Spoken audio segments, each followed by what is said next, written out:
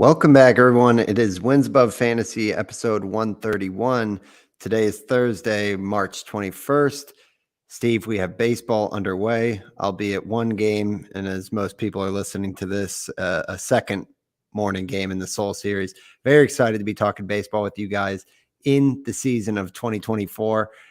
Today, we are talking about our most rostered players as we kind of close out March draft season.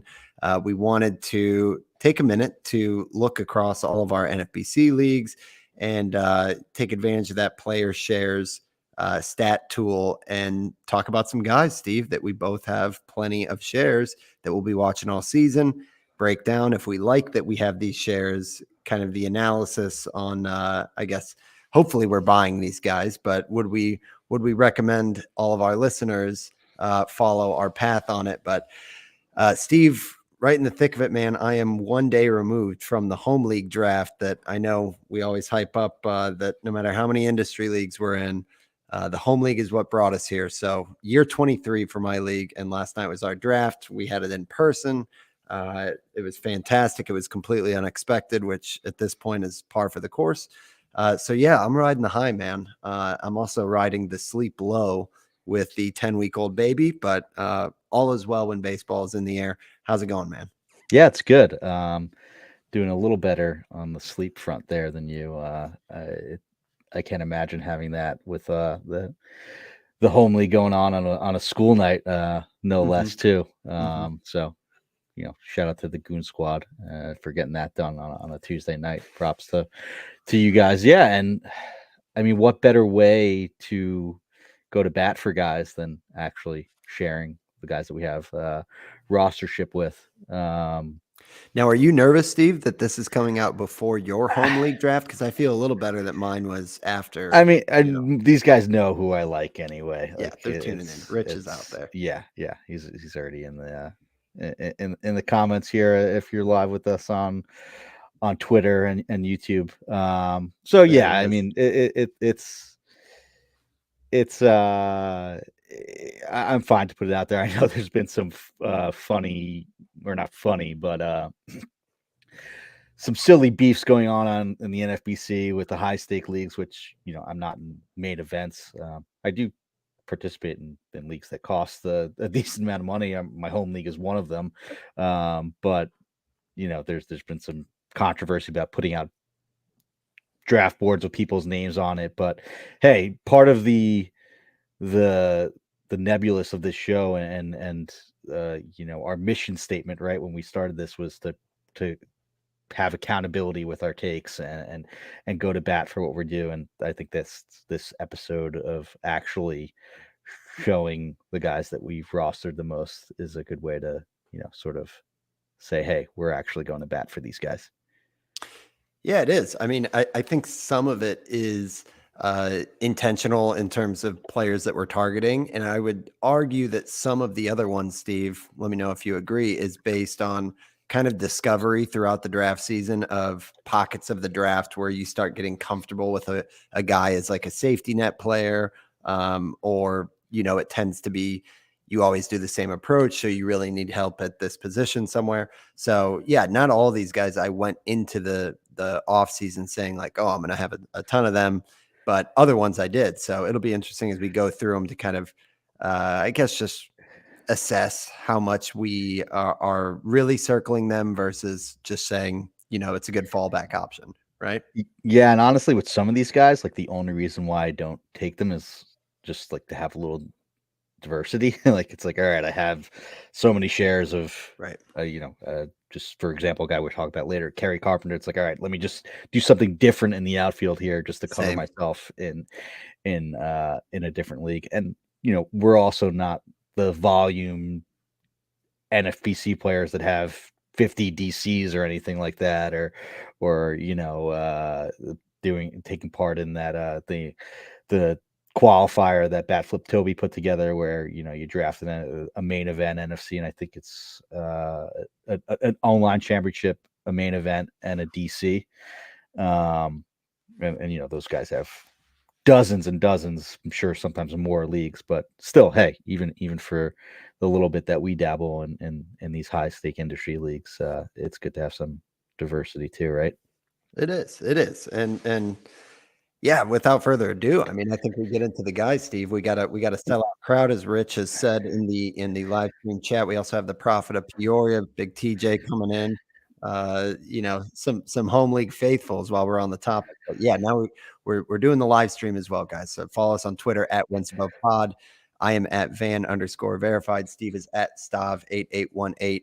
But Steve, let's start with a chat question, right? And King Hippo dropped something in the PL Discord. I think you wanted to hit on as kind of a key topic before we jump into the player shares list when we'll go back and forth. But start out by talking to me about Mike Trout, because King Hippo's question was related to Mike Trout's woeful spring as it relates to the plate discipline.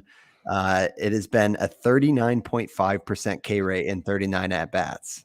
Now, granted, it's Mike Trout, and granted, it's spring training stats, but this is one of the ones where the quantifier is or the denominator is pitches, right? So you gotta look at this as not nothing for Trout, and especially for a guy who it's been several years since we've even seen him play 120, 130 games. So King Hippo's question was, do we finally have reason for concern for Trout beyond health? What are your 2 cents on this one?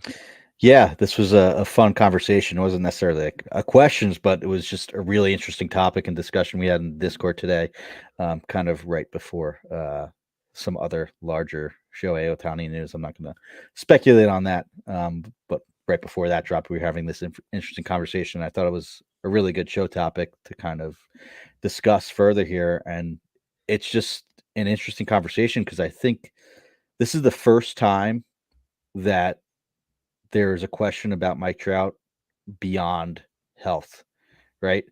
Um, sure, yeah, the actual strikeouts are the denominator is plate appearances but to be striking out 40% of the time, there's a lot more swing and miss in your game where that's pitches. So it's concerning, especially when you couple that with the fact that from 2021 to 2023, he's ran a 28% strikeout rate. And that's been fine really up until last year, right? Because last year you had the injuries, which it was not necessarily, the soft tissue, the back or the calf that has ailed Mike Trout in the past. It was a hamate, which is a bit of a freak thing. And once you have surgery on it and you remove your hamate doesn't break again. So there's that. But you still do have to worry about, his back, something that he's basically changed his pregame routine to account for. He's had nagging calf injuries, and that means he doesn't really run anymore, even in the new environment last year. In 82 games, essentially half a season, he only stole 2 bases.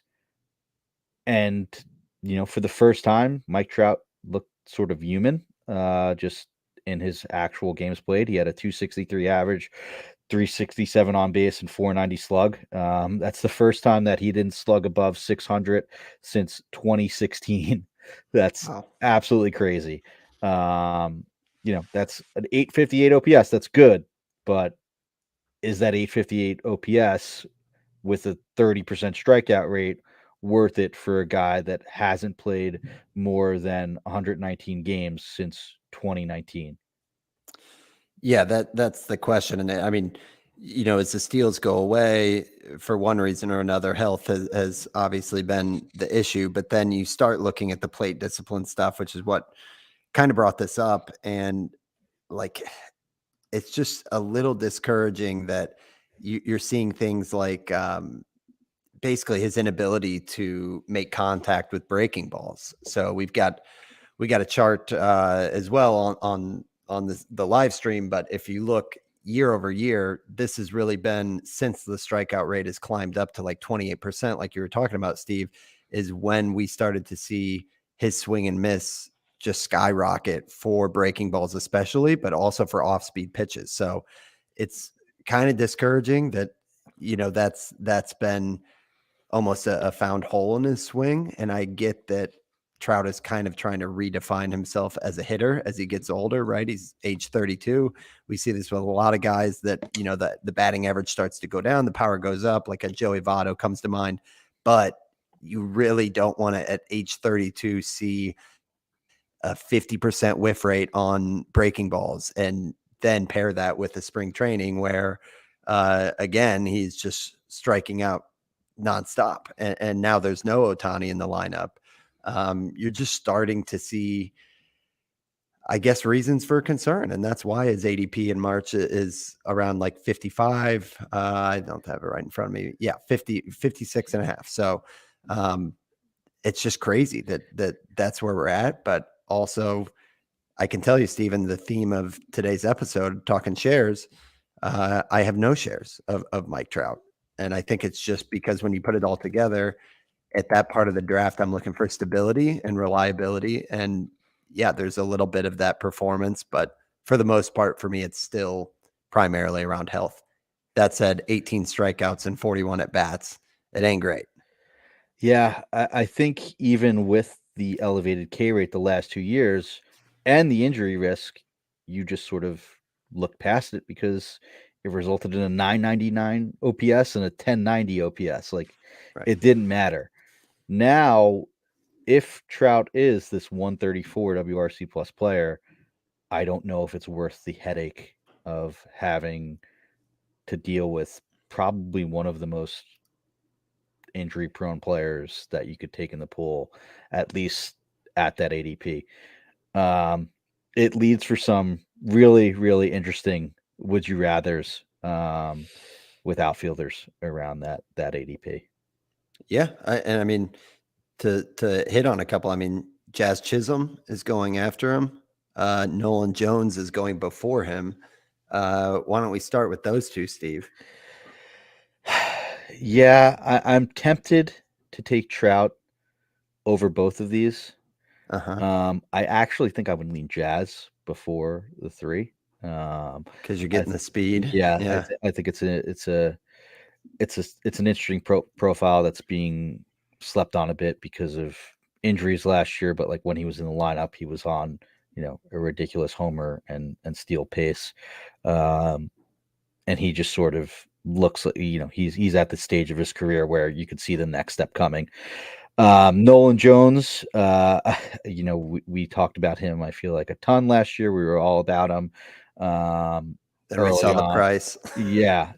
And now it's high. And you could talk yourself into a bit of a lower K rate because Jones like doesn't swing at those pitches that he has a hole. Like, he has a hole in the top of the zone, right? But he does not swing at those, which leads to a lot of called strikes. But he has sort of found an approach that looks like it could work, and who knows if there's steps that could be taken to close that hole in the top of the zone. But there is always the Keston Hira cautionary tale of talking yourself into a guy improving his K rate as he ages. So I think I would go Jazz, Trout, Jones. But and this was sort of discussed in the Discord. Really, and it's a bit of a cop out answer, but it really depends on your team build. Like, if you have two steady hitters at the top of your build, and you go, I don't know, Mookie Betts and Rafael Devers, and then a pitcher, closer, and then you're in the fifth round looking at this outfield You're going Jazz, right? you can go Jazz or even Trout.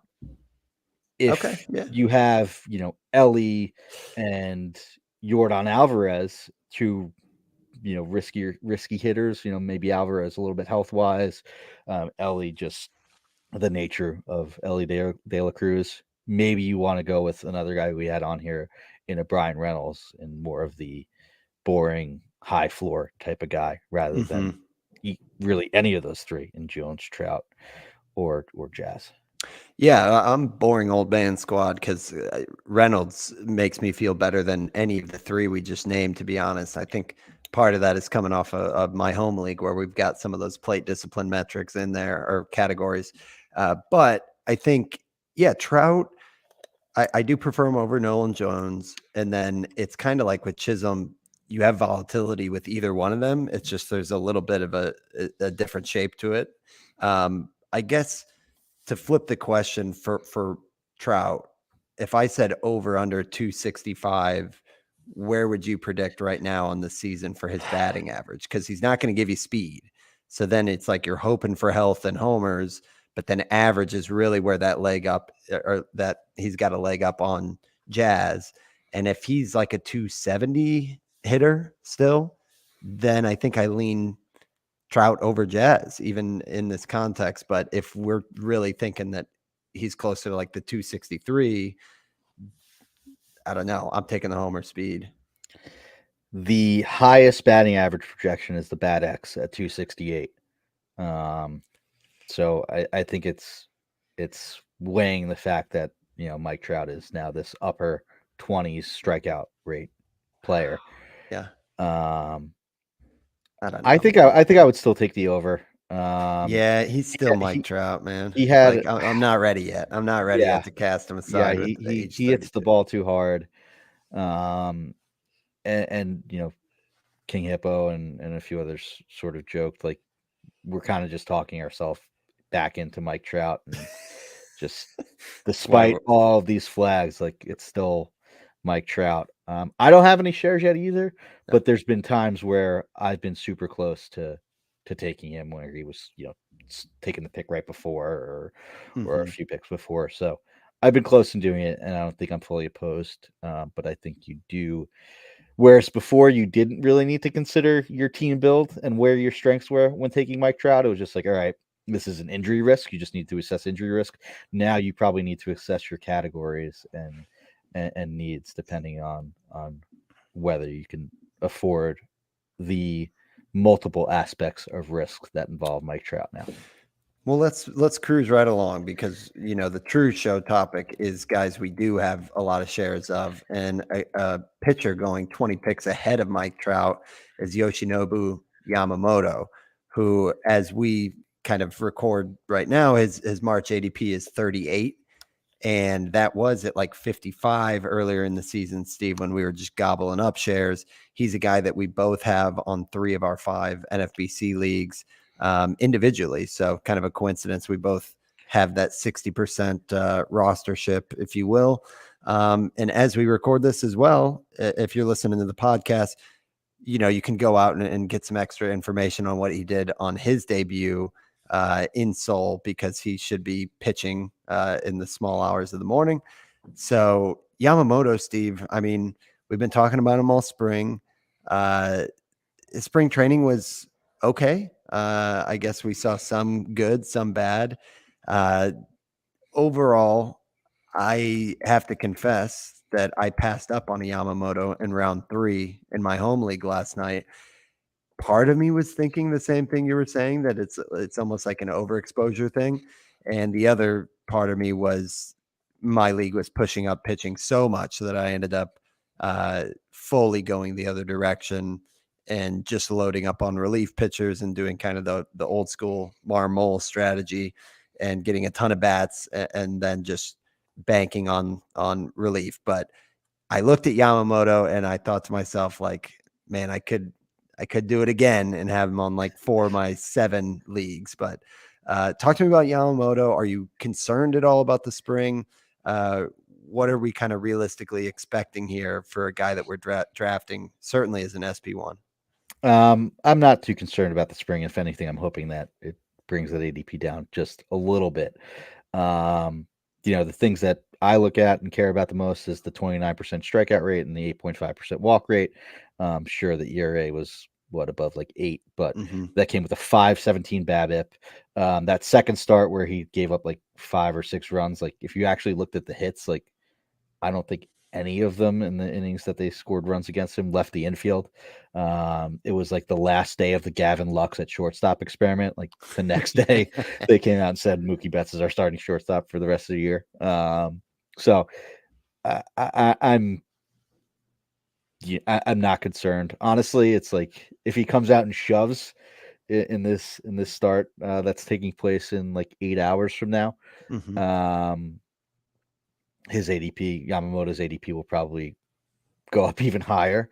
And if it's just anywhere from a mediocre to bad outing, maybe it'll drop back down a little bit. It's just Vlad Sedler of FTN put out a funny tweet about the potential Tyler Glass now and Yamamoto starts. Like if Glass now had a start of like 7 innings, 11 Ks, like he, the next day Be a you were going to second see rounder. him as a first rounder or like Yeah. back end of the first rounder. I think he did in the main event go like at pick 14, which is crazy. Wow. Glass now that is. But yeah, we're reactionary. So part of me, I don't have any more NFBC drafts, but um, I wouldn't be surprised that if his ADP swung one way or the other. But I'm still in. But we talked about, I think, last episode. It's becoming to the point of a price where it's like, okay, I'm still passing on pitchers here. Not necessarily because of Yamamoto, but because of just the opportunity cost, and I just like taking hitters in that spot usually. Mm-hmm. Yeah, most of the projections have him at like mid to high threes ERA, and over a strikeout per inning, somewhere around 170 plus innings. ATC is kind of the low one at 166, but some projection systems go as high as like a 192. And yeah, in terms of the whip, it's I, I mean, they're kind of all over the place, but the walk rate is around 6%. So it all just comes down to how effective he can be with the splitter and the other secondary offerings that he's got. So super excited to watch, I guess, highlights tomorrow morning for Yamamoto, who is just 25 years old. So even though he's seasoned, he's also very much young, which is why they threw a 12-year contract at him. So that's Yamamoto.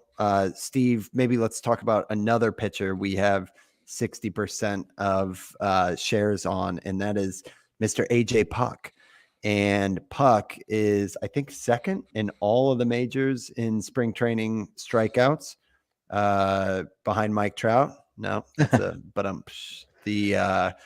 I think it's behind Spencer Strider. So Puck has had an electric spring, of course, and has won a spot in that rotation for Miami. A 41% strikeout rate, a 7% walk rate, and 13 and 2/3 innings. ADP 281, Steve, and that has just been climbing and climbing. We've been on the Puck train for probably a month. I think we've been talking about him, and we even grabbed him as a spec reliever, which was your recommendation on our shared league.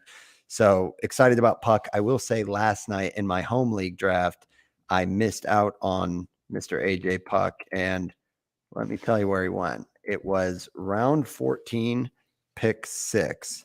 So that is let's see, pick 188 is where he went versus his 281 ADP. So just kind of an example of sometimes you got to go out and get your guy. I'm not saying my crazy home league will be reflected in NFBC leagues, but I think the point is the helium is up there, and it feels good to have some shares, Steve. Yeah, you had to pay your home league tax for all for the Goon Squad. Knowing was He was, yeah, this your is a boy. good squad as well. Yep. Yeah. I actually took him in a 10-teamer last night. Shout out to the Devil's Insiders podcast fantasy baseball league that I'll put together. And I took him, and it was probably like the third or fourth to last round. Relatively deepish team, so it was probably around pick 200. But I think he's 10-team league viable, honestly, with Yeah. how good he's been in the spring. So, it's exciting. Like, and looking at his numbers on Fangraphs, like he has thrown 123 innings over the last 2 years. That doesn't sound like a lot, but I wouldn't be surprised if they pushed him a little bit more than you'd expect, just because they really don't have many options, right? Like, we don't know what's going on with Yuri Perez. Braxton Garrett's hurt. It's just as bad as it could get for the Marlins, so they don't really have a choice but to have AJ Puck stretch out. Like, I think he threw 6 innings the last spring training outing. So it seems like he's good to go, and he's been really, really good. Despite an ERA closer to 4, all of the Mhm. indicators were much better than that. This year was 266. Um, strike out 32% of the batters, only walk 5.4%. I know that, the walk rate was a bit of concern. And sure, yes, you do need to take some of these numbers with a grain of salt since he was pitching out of the bullpen. But he came up as a starter, and it, at least in spring, looks like he can do it. Yeah, I think it's really just a question of health. We did see the Marlins last year get clever with how they use Yuri Perez. If you remember, Yeah. they kind of, had him skip a turn in the rotation, I think before and after the All-Star break to give him an extra Hmm. breather. I could see them doing something like that with Puck, where they don't want to like shut him down late in the season, but they limit him in a sense of like mostly 5 inning starts, but try to actually get him to pitch through August and September. But yeah, I mean, this guy when he's on, I mean, he's basically has some of the hardest velocity of any starting pitchers, right? So I think what's the last reads on where he was sitting in spring? Was it up at like 98? As far as velocity wise, Yeah, yeah, uh, I just shut off this page. I was looking at yeah. Yuri Perez. Like, they got him to 130 innings or 125 innings between Double A and Triple A last year. So I could see them getting Puck closer to 120 innings, but those could all be at the major league level, since like he's kind of been up here for a while now. Like, Mhm. sure, they maybe they move him to the bullpen around the All-Star break or something like that. But um, it's exciting, and I think that it's an actual late SP dart, right? It's not like the Cole Reagans where you have to pay the top 100, top 75 pick now if you're in the main event for something like that. So it's exciting. Yeah, like And an I old definitely school like Puck. Yeah. sleeper. Yeah. Yeah, an Yeah, old for school sure. sleeper. For Yeah. sure. Love it. Well, there's Puck and Yamamoto kind of on either end of the spectrum there for the rotation. Staying deep, Steve, we also have quite a bit of Willie Castro, who is kind of super util for the Twins, but certainly late speed that he's offering. You have him in 80% of your finished drafts. I have him in 60%, which is just funny that, we didn't go into the offseason saying we can't wait to target Willie Castro, but here we are.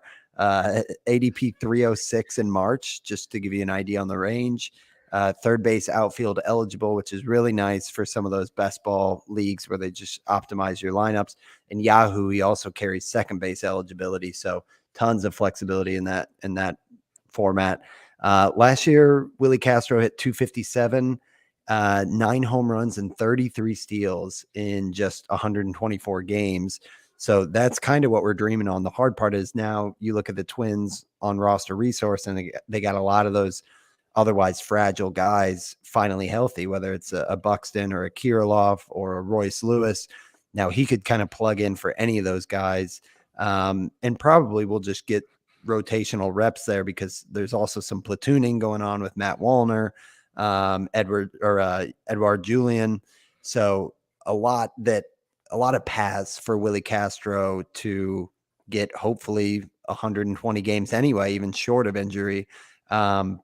But yeah, talk to me about what you see in Castro here, Steve. I mean, is it as simple as a guy who's not going to kill you an average and could get 30 steals? It looks like projections are a little bit lower, but I'm not really sure why when I've dug in.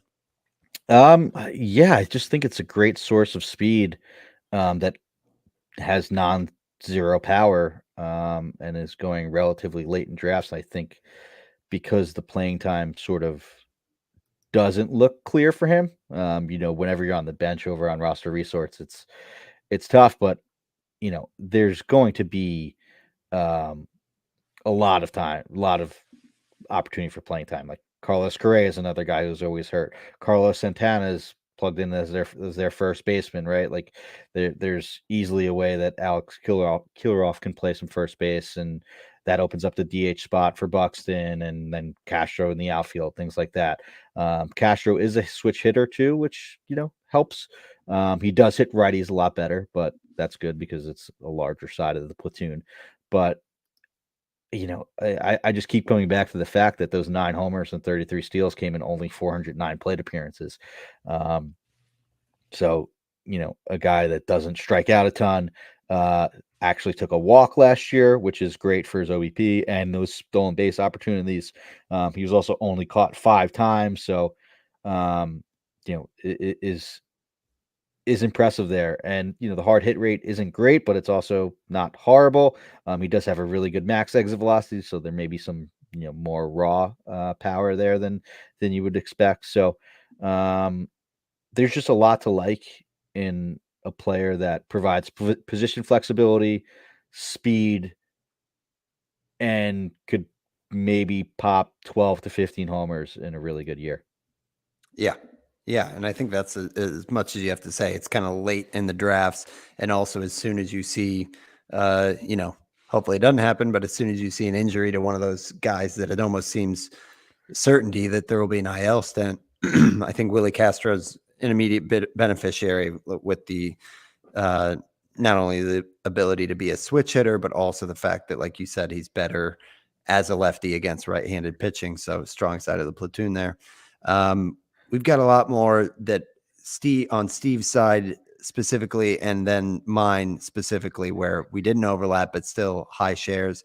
But we got to take our first ad break, and we'll be right back. All right. So, Steve, we'll kind of go back and forth here, but really like this first one because it's a guy we talked about a ton last season, and you've got plenty of shares of Kerry Carpenter. Talk to me about why. Yeah, this is a guy that I liked a lot last year. And I don't think that there's been a cost that's prevented me from being in this year. There was a lot to like about Kerry Carpenter. I mean, he had 20 homers in just 459 plate appearances, and for a guy that has, that kind of power, had a K rate that you could live with. It was just 25%. Sure, there's some concerns about platoon splits, but it's an 88 WRC, 89 WRC plus versus lefties that didn't scream like platoon or totally bench me and I'm unplayable versus lefties. And the Tigers didn't. They let him play versus lefties a lot, especially in the second half of the year when he was on that power bench. He got 78 plate appearances total. So, a decent sample size, sure, was a lot less than what he got versus righties. And, as the Tigers get healthier, maybe that does become more of a factor. But I think Carpenter's just a good enough hitter that he's able to survive that. He sort of changes his approach. He doesn't really hit for much power versus lefties, but he only struck out 22% of the time versus them. So it's not like he's totally lost at the plate. And it was a 124 WRC plus in the second half. I think he came out pretty hot last year in April, had a shoulder injury, and that led to a lot of people dropping him and moving on. Especially when you hurt your shoulder for a power hitter. But he came back, and from August, he hit 347 in August with 9 home runs. So was really good. In the second half, he had 287 overall after hitting 260 in the first half. So there were some improvements, and I just think Carpenter's sort of an underrated power source. And the Tigers don't have that great of a lineup. It's a tough ballpark to hit in, but the raw power that he has, I think that really doesn't matter. And he kind of showed it last year. Yeah. On the record here, wanted to state I've got 40% shares of Kerry Carpenter. So I am with you, Steve. Yeah, I mean, I love just the hit tool is really good with the power. I think all last year we were kind of surprised at just how legit everything looked under the hood for how available he was as an ad in like July. And yeah, I think we were always worried that the ADP was going to climb up, and it really hasn't. So I think, especially in 5 outfielder leagues, Kerry Carpenter is like the prototypical OF3 or 4. Maybe you want a little bit more flexibility in a 3 outfield league to just kind or of shop around. shallower But teams, 12 yeah, teams. Yeah, maybe yeah. it's more of a bench bat and only playing versus righties, sort of Mhm. ride the hot hand thing with Carpenter. You could probably move on quickly, more quickly than you would in a 15 team or 5 outfield league. But I still think it's a good value for where he goes.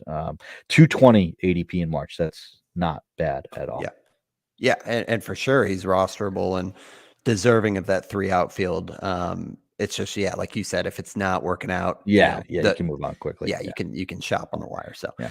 I'll lump my next 2 together because what do you know, Steve? We got some Cardinal hitters here, but Paul Goldschmidt and Brendan Donovan both in 4 out of my 5 teams. I am buying the dip, folks, and starting with Goldschmidt after an MVP season, disappointed this last year, but with what I believe is really the floor. Like I am not ready, and I've heard some stuff out there, even within the Pitcher List podcast network, that it might be the twilight years for Paul Goldschmidt here, and that eventually it's going to fall fast. But I am just not scared off yet.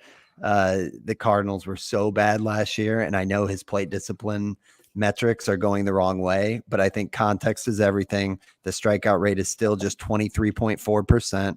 So we're talking about Mike Trout, 30 picks sooner, and a guy who's striking out almost 30% of the time. Now you got Goldschmidt, who is just the image of durability. The guy has played like 155 or 150 games pretty much since 2014, if you ignore the COVID year. He also was spending time with Driveline, just working on his overall things he was noticing in his swing. Like he's a student of the game. And last year, I think we saw the floor at a 268 average, 25 homers, 11 steals, a year that everything that could go wrong was going wrong for the Cardinals. He still had 80 RBIs, 89 runs scored. And I'm just a believer, man, that the guy we saw a year before that was a 317 average with 35 homers. You're gonna get 5 to 10 steals as well, which is just a little bit of icing on the cake. And the real icing on the cake is that his ADP in March is 76. I just don't. I do find myself seeing value at first base more and more, to a point where I've been a little bit regretful of that, like first couple rounds first base, because we talked about like Josh Naylor's interesting, Pasquantino, Gorman. Like I do think that there's some options there, but I think Goldschmidt is like, he's the prototype of, if you can get a Goldie in round 6, I feel like you're going to be really happy with that. And some of these shares I've even reached, but I'll pause, Steve, after I said I'd lump these 2 together, and I just talked about Goldschmidt for 5 minutes. But what do you think? I think it's a good point that it was as bad as it can go last year for Goldschmidt.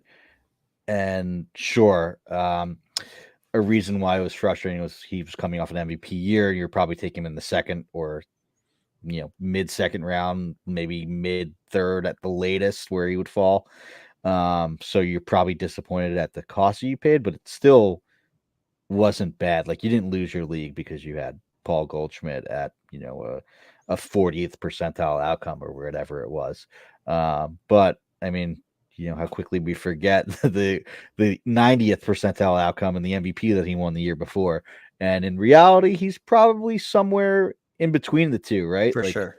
I think that's a fair, it's not hard analysis or anything, but I think that's a fair assumption that, he's probably not going to be an MVP player again, but I don't think he's going to be, a low 800 OPS player again. I would bet on more of the mid 850 to like 880, where, you're really happy with that. And at that cost, yeah, I think it's a good option. And, you're right. Like, I think I've sort of fallen into not a trap, but a reason why I took Goldschmidt last year is like, got to handle first base early, got to get an elite hitter at first base.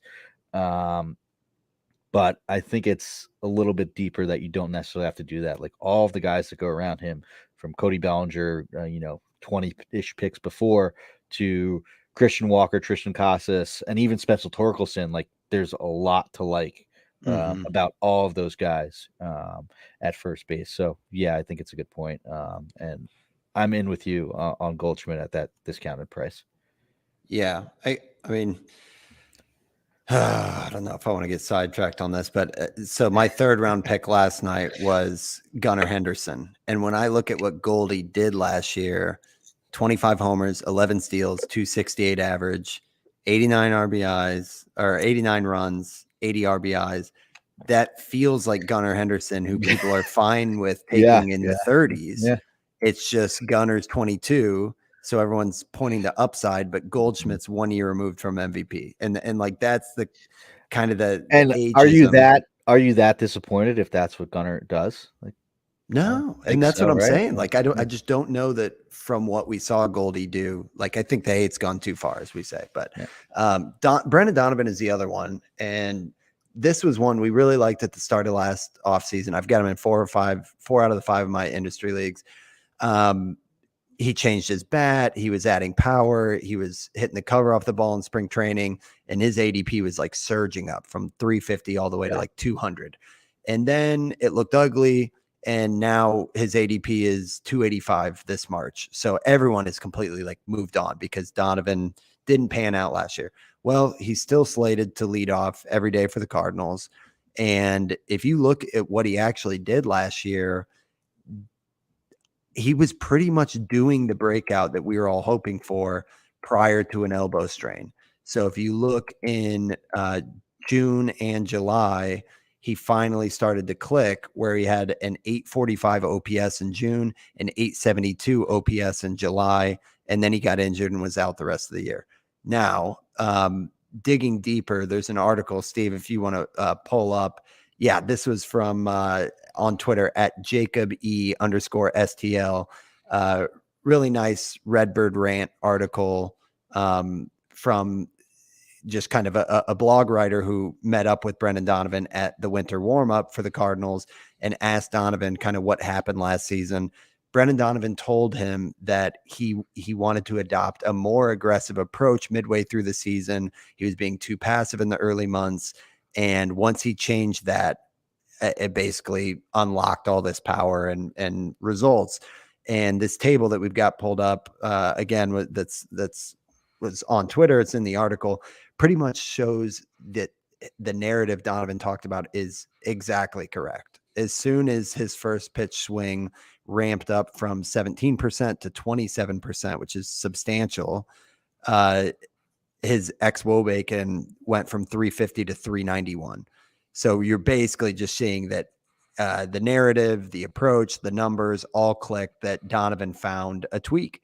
Now, the only thing that's a little bit of cold water on this is if so, why is he hitting 200 in spring training with no extra base hits Yeah. compared to last year Uh, when, he's giving us the Michael Franco excitement? But so yes, the jury is still out a little bit. I do think this is the final shot at Donovan at leadoff. If it doesn't work out this year, I think they're going to shake things up. Maybe he'll still be like a util guy or something, but I'm willing to pay at that price to find out. So that's Donovan as well as Goldschmidt. 285 ADP for Brendan Donovan. Um, yeah, I think a point with this is right. Baseball is it's a cliche, but it's a game of adjustments, right? Like he wasn't doing well; he was being too passive on the first pitch.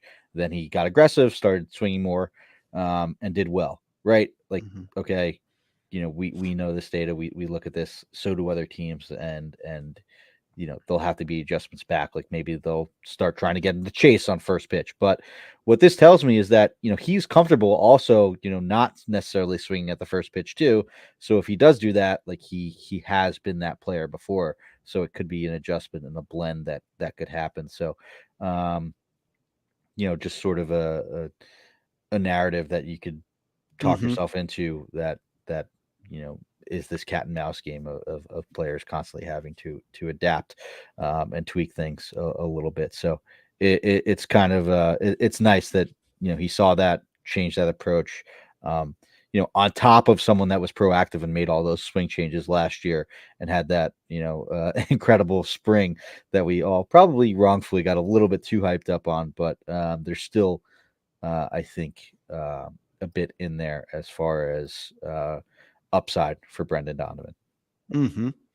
Yeah, and I mean the hit tool, he's been a 280 hitter as well. Yeah. So there's that. Points league, he gets a bump. That's what we were Steve, excited about, right? Like pairing that 280, that hit tool with this new swing change and unlocking the power and becoming like a 15 to 18 homer hitter with good average and what we think should be a good lineup, or bounce back at least. yeah, should be, and 5 steals in 95 games last year, so that at least showed an interest in running a little bit more. I believe he has 1 steal in spring training. So yeah, if he could if it all clicked, if you're wondering like what this even looks like, if it all clicked, I think this is like something like not prime DJ LeMahieu, but something in that space where it's like maybe 20 homers, 13 steals, and really good average runs, possibly some RBIs to go with that. So anyway, yeah, 4 of my 5 teams, I'm riding the train here, Steve.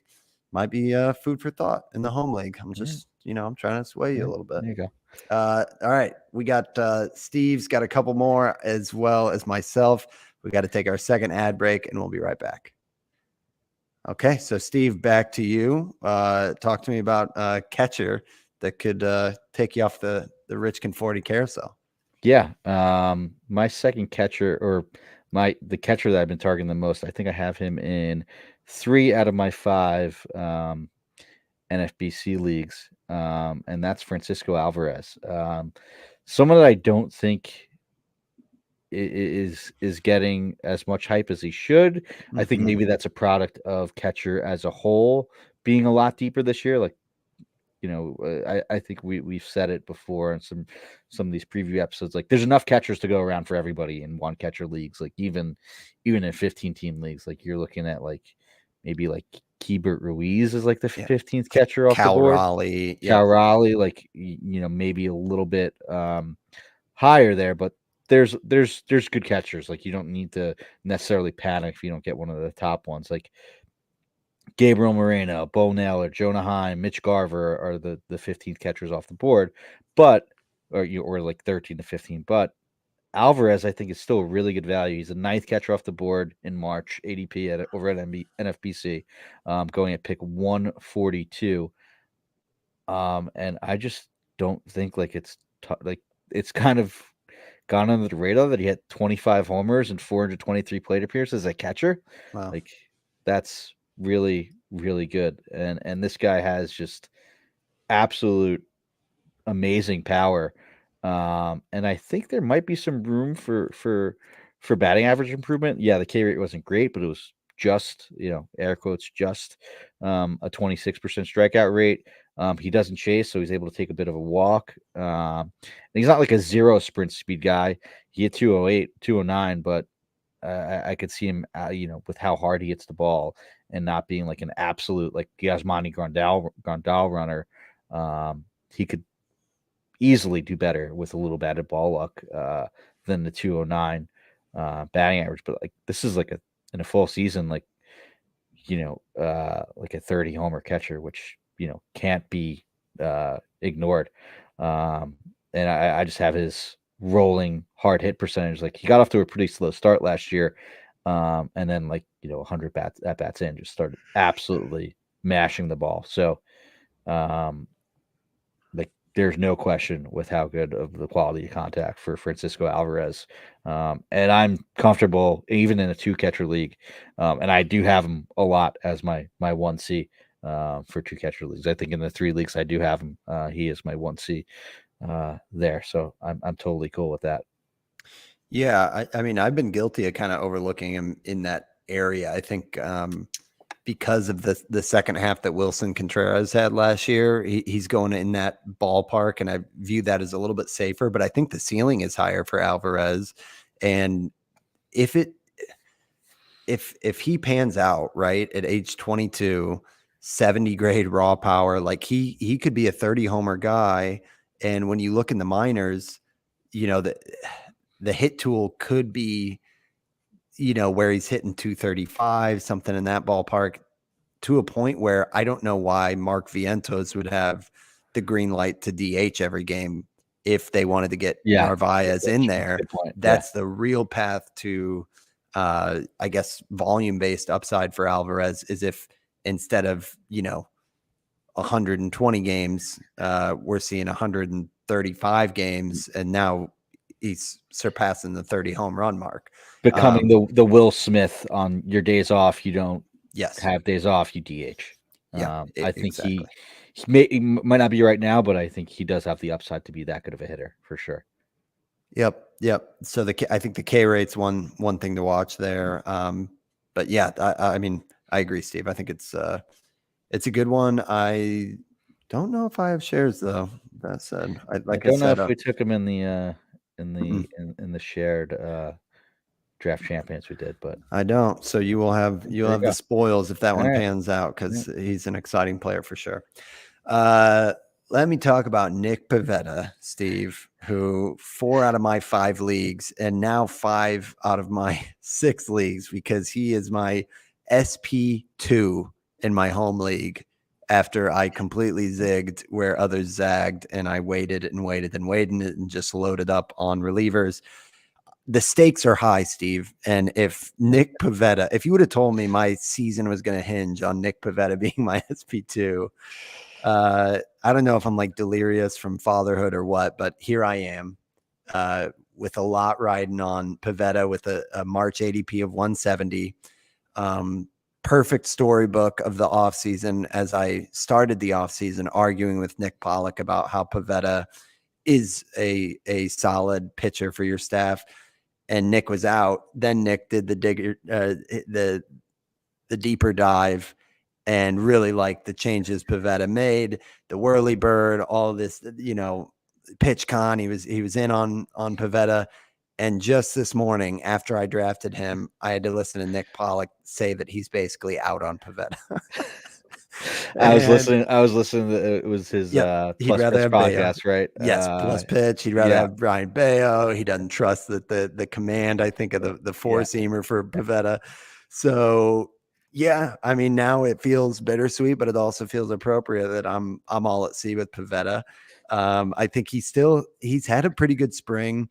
I do love kind of the soft narrative for how good he was at the end of last year. All the like spring training reports were that they actually had to slow him down because he was doing his own pitch throwing program, and he was coming in just like firing away, like he'd already worked up velocity. And they're like, okay, Nick, like calm down. We want to go through this the right way so that you don't get hurt or anything like that. So I love that he's clearly eager, and probably for good reason, after he finally found, what looked to be sustainable success after he's been such a roller coaster. But yeah, Pivetta, what we saw last year was one of the best 3 or 4 pitchers in the league in the second half. And it was all because of that slider that he introduced. That said, a big portion of the season, he was in the bullpen. So for him to do it long term, it's almost like the Michael King discussion. Like we've seen it when it's clicked, but to do it for a whole season without the blowups and without kind of losing the feel and the command is a whole nother ask. So I'm in deep, Steve, but 5 out of 6 teams have Nick Pivetta, so I will be there, win or lose. Any shares on your side? I do not have any shares of Nick Pivetta currently. That may change. I still do have a big draft in my home league coming up this weekend. But yeah, we'll talk about impeccable timing. Like, you just put yourself out there, you zig when you zag in your home league, and a guy that you've been touting all offseason, all since the second half last year, you put it all out on the table, and just to be torn down like that as soon as you tune into the pod after, recovering from your night out in your home league and taking care of a 10-week-old baby, that had to be pretty rough hearing He that. cut the string But on my parachute. yeah. I'm not going to put more stock in spring training command being bad than I am in the second half of Pivetta being like the second best pitcher in the league. So I'd still lean on that, and I'd still be in.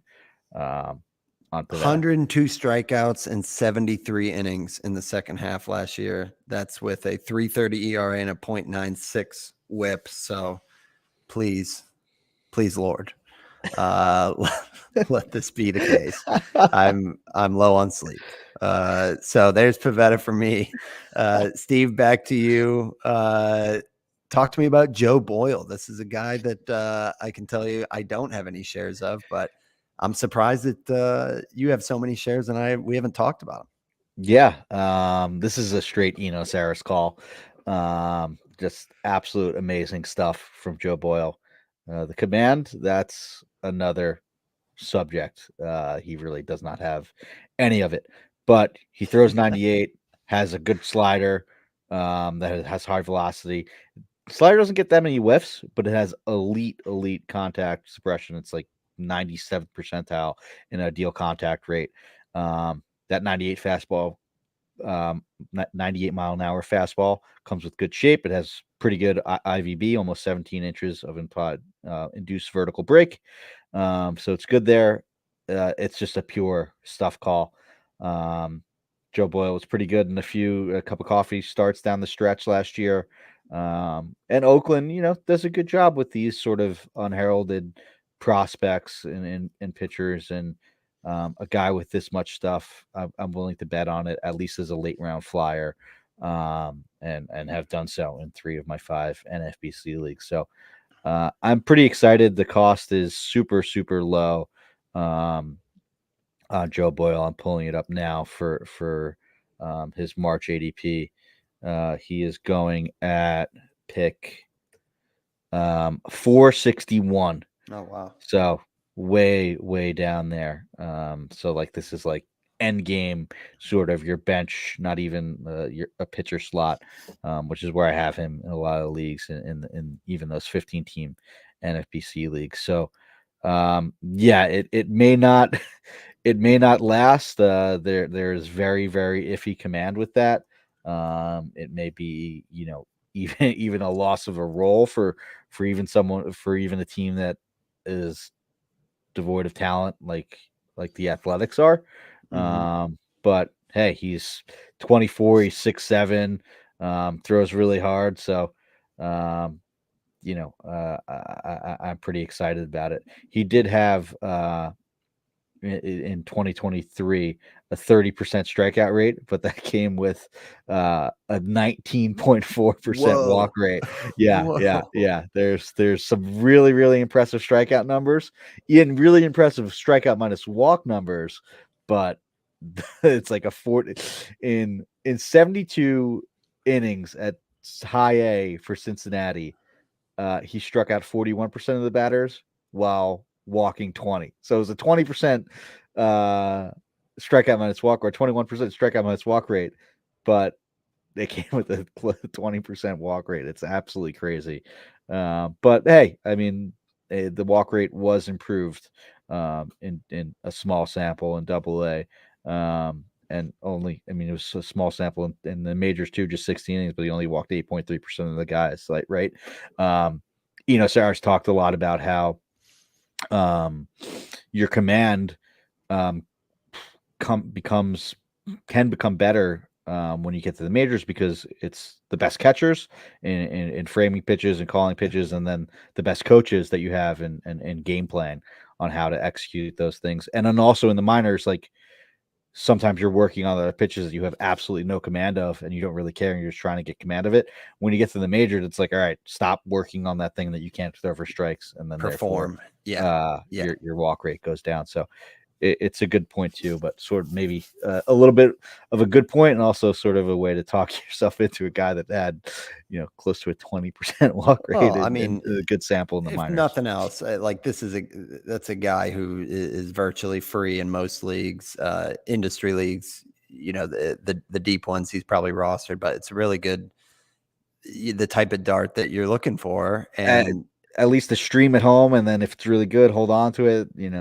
Things like that. So yeah, the fact that he's in the rotation, I literally, as you were talking through it, went out and added them to my watch list. So yeah, I think it's a good name, just 25 years old. So like you said, he could still be discovering it, and it would not be the first pitcher that the Athletics have kind of molded early on and gotten better results than we expected. So yeah, I like it a lot. Whether it's Bassett, Luzardo at a time, even like JP Sears last year, where we're like, wait, he's doing what? So like I could see that working out. I like it.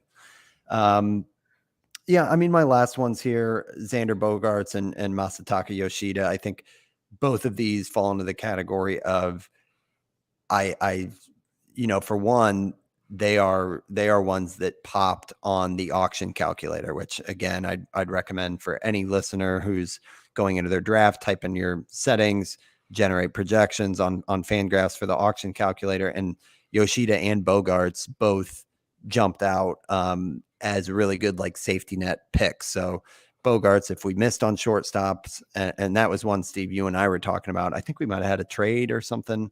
Was it in our podcast league? Our dynasty league? Yeah. We were close to getting Bogarts and kind of talking ourselves into it. Yeah, but yeah, I mean, he's just solid, which is harder to do in a dynasty, right? Because he's like approaching 30, so that tells you something too.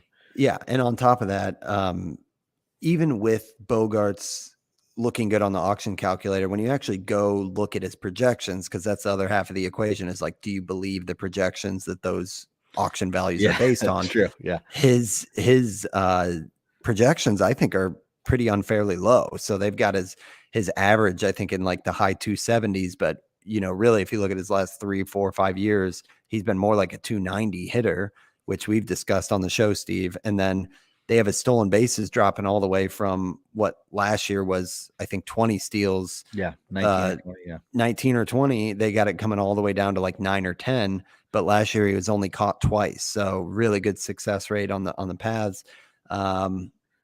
Real big sample size, but he went 2 for 4 yesterday with an RBI. So I just think Bogarts is a good fit, and then Yoshida, kind of same. I don't know if he's going to turn the corner and be like a north of 20 homer power, but that average is legit at like a 285. And that's hard to come by these days when you add on, the runs and RBI in that lineup, non-zero on speed. So he's another one that I just really like kind of having as somebody to offset like an Adolis Garcia or Kyle Schwarber, one of those bopper outfielders. Even like an Anthony Santander, like you're going to feel so much better.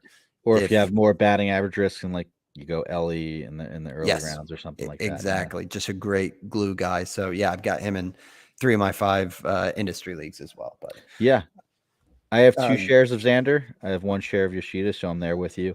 Nice. I think a big thing with Xander Bogaerts too, it's like he always has like around like June or the All-Star break a flare up with that wrist, and I think he finally had off-season wrist surgery. So hopefully that's going to stop that and or stop the issues that come up mid-season seemingly every year with Xander Bogaerts. So and the thing that's affected the most it has been his power, right? There's been years where he's been on pace for good home run totals, and then it's been completely sapped, right? I don't think he's the 33 homer hitter that he is in that he was in 2019, the year of the juiced rabbit ball, but I think he's more than the 15 or even the 19 that he got to last year. Like I could see him approaching 20 to 25 homers.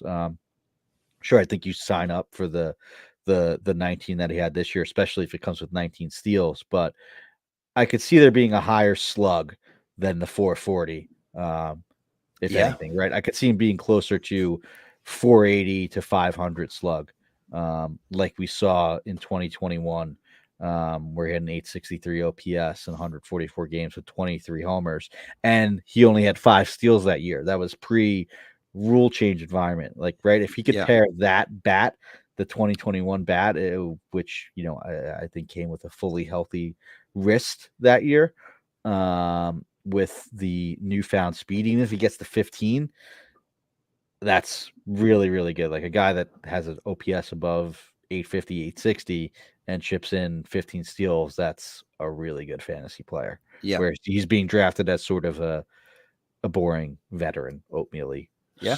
shortstop pick. Yeah. Yep. There's a path to some upside there for sure. And he's playing, he'll play handful of games and or series and Coors as well. So yeah, I think I would not be shocked if he went 25-20 with a 280, 290 average. So Steve, that rounds us out. I think just in the end of the show here, talking my home league team, because I sent you the screenshots. I mean, what was your first reaction? And hit me straight with it.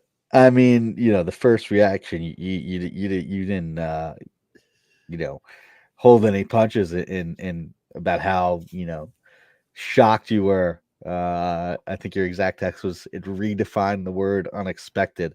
But I think whenever you're different than the room, and if there's that much push up on pitching, I think it's good to zag when there's zig, right? I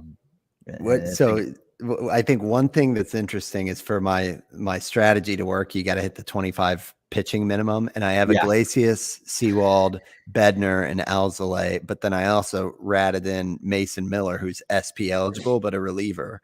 So I think with all of those guys, I'll probably get to a point where I need like 2 or 3 starts per week. So I got Fromber, Pavetta, and then the rest of my staff is going to be, it's just going to be a revolving door the whole year. But I started it with Tyler Wells and Ronaldo Lopez. And your league is tough with streaming too, right? Because like your ads are like for the next week, like, right? You can't like daily stream. Yeah. So if on Sunday and you need innings, like you can't just add a guy, right? Or if you add, then you got to hold them for. It used to be 14 days. Now it's 10 days. So it's kind of a punishment against just churning and burning. Yeah. But it is 10 days, so I'll get to rotate a little bit, but it's going to be a short fuse for like Tyler Wells and Ronaldo Lopez because, if it doesn't look good, I've just got to find like 3 steady guys. So it's more than anything, it's a bet on myself to manage. So it will be fun to talk with you about all year. But yeah, never in the 23-year history of this league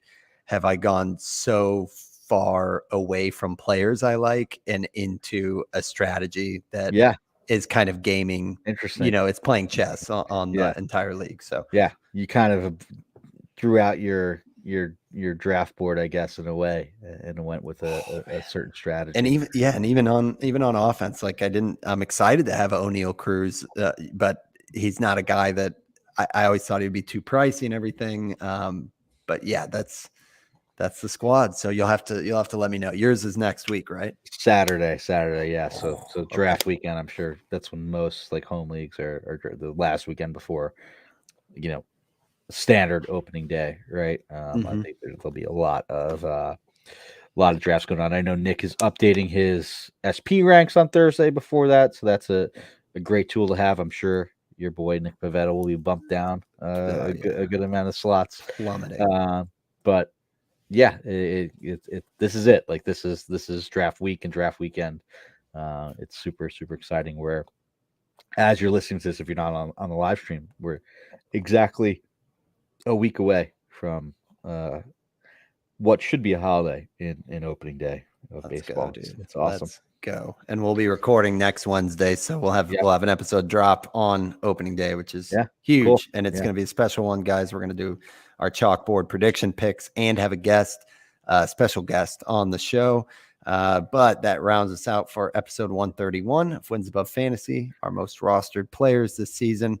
Thank you guys for joining us. Again, you can follow us on Twitter at Wins Above Pod. That's where we will be putting out our live stream feeds. I'm at Van_verified. Steve is at Stav8818. Thanks for talking baseball with us, guys. Thanks for talking baseball, guys. Van, go get yourself some sleep. You deserve it. Hey, thanks, Steve. Later, guys. Bye.